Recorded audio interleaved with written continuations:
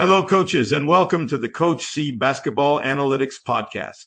In today's episode, I want to explain how possession became the foundation of my basketball analytics philosophy. This was not something I decided overnight, and it did not begin with one statistic, one offense, or one defensive system. It developed over time as I continued to search for what truly gave a team the best opportunity to win. Throughout my career, my continuous pursuit of winning pushed me to look beyond simply preparing a team to play hard or execute a system. Early in that process, I saw and interpreted the game much like most coaches did, pragmatically, following the usual trends, tendencies, and established ways of thinking. But something kept pushing me to think outside the box and search for a different way to understand what truly influenced winning. I felt I needed to find a better and more efficient way to influence the game, move an opponent away from its strengths, and create a competitive advantage even when my team did not have superior talent. I looked at the box score, the shooting percentages, the turnovers, the rebounds, and the other numbers that affected the outcome. From those statistics, I could clearly understand why the game had been won or lost, but I was never completely satisfied with reviewing those numbers after the game. By then, the opportunity to influence the outcome had already been lost. The box score could explain why we had won or lost, but by then, the opportunity to influence the outcome had already passed. I was not interested in becoming better at explaining losses. I wanted to become better at preventing them. That is when the questions I asked myself began to change. Was our offense producing the points we needed to win? Was our defense moving the opponent away from its comfort zone? Were we controlling the pace and rhythm of the game, creating enough shot opportunities, and getting the production we needed from each possession? At the same time, were we reducing the opponent's possession time, shot production, and points per possession to a level where it became beatable by a team with our characteristics, strengths, and scoring potential? Those questions made me reconsider the importance of the box score after the game and pushed me to search for information I could use before and during the game, while there was still time to influence the outcome. My focus was no longer only on designing an offense, selecting a defense, or preparing a collection of plays. I began searching for the numerical logic of the game and developing data-driven strategies that could increase our probability of winning. That meant identifying the areas that truly influenced the final score, building them into the game plan, and monitoring them while there was still time to affect the outcome. I began looking more closely at everything that could increase or decrease tempo, rhythm, scoring, offensive balance, shot production, and overall point production. I began studying every way we could influence the numerical logic of the game. On defense, I looked at how pressure, denying passes, disrupting rhythm, and reducing possession time could move an opponent away from what it normally averaged in scoring, shot production, and points per possession.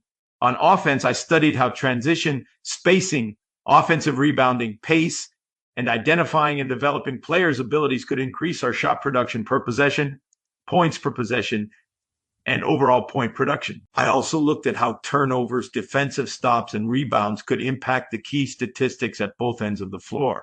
The more I studied these areas, the more I realized I could no longer view them as separate segments of the game. I needed to understand how they worked together, how they complemented one another, and how their combined impact could tilt the key numbers in our favor. That became my focus. These were all strategies and tools I could use to influence the game, but I began to see that they were connected by one common factor: possession. That realization changed the way I looked at basketball analytics. Statistics were no longer numbers I reviewed only after the game. They became information I could use to shape and adapt my style of play philosophy, prepare and train my players and team, build the game plan, establish measurable objectives, and monitor the game while there was still time to influence the outcome. As I explained in the previous episode, basketball analytics became both a teaching process and a coaching process. As I explained in the previous episode, basketball analytics became both a teaching process and a coaching process. I teach my players the importance of the statistics, what those numbers mean, and how they impact the outcome of the game. But I do not coach statistics in isolation. I coach the strategies that tilt the statistics that matter. This became one of the clearest ways for me to explain what our combined strategies were trying to accomplish. Possession became the common denominator because every important action in the game begins or ends with it. A defensive stop creates a possession. A turnover gives one away. An offensive rebound extends one. The effectiveness of each possession determines our shot production and points per possession. But the objective was never simply to have more possessions. Each possession presents different options, and the numbers help clarify to the players which options allow us to use that possession more efficiently. That is where basketball analytics becomes a teaching and coaching process. The real objective became increasing our control of possession, creating more shot opportunities, and improving the points we produce per possession, while reducing the opponent's possession time, shot production, and points per possession. That became the key. In the end, the final score is the total value each team produces from its possessions. Every action can affect the number of possessions, the control established over them, or the value produced from each one. Over the course of the game, the team that creates more total value from its possessions than the opponent creates from theirs will normally win. That is why possession is not simply another statistic. Possession is the deciding factor that connects tempo, rhythm, offensive balance, shot production, scoring efficiency, and every strategic decision to the final score. Once I understood that, our full court pressure defense and positionless transition offense became the primary tools for achieving those data-driven goals. The pressure defense was designed to increase the pace of the game, disrupt the opponent's rhythm, reduce its possession time, limit its shot production, create turnovers, and regain possession as quickly as possible. We wanted to deny key passes, keep the ball away from the opponent's main scorers, and make them work hard to get it, preferably away from their preferred shots and positions on the floor. We also wanted to prevent the opponent's main guard from controlling the offensive balance and rhythm of the game. The objective was not only to create turnovers, it was to force the opponent to play outside its comfort zone and reduce the efficiency and overall production of its possessions. The positionless transition offense was designed to take advantage of those regained possessions. We wanted to move the basketball quickly, attack before the defense became organized, create more shot opportunities, explore mismatches, and produce the first good shot in a player's area of strength. We were not running simply because playing fast looked exciting. We played with a data-driven purpose. Our full court pressure defense and positionless transition offense were not separate systems. They were two connected strategies that complemented each other in pursuit of our data-driven game plan goals. The defense was designed to reduce the opponent's possession time, shot production, and points per possession. The offense was designed to increase our pace, control of possession, shot production, and points per possession. Together, they allowed us to play the game on our terms rather than theirs. Once possession became the foundation of my philosophy, what continues to evolve is how we can achieve our data-driven game plan goals more efficiently. Every strategy has to support those goals and influence the statistics connected to possession, the numbers that can tilt the game.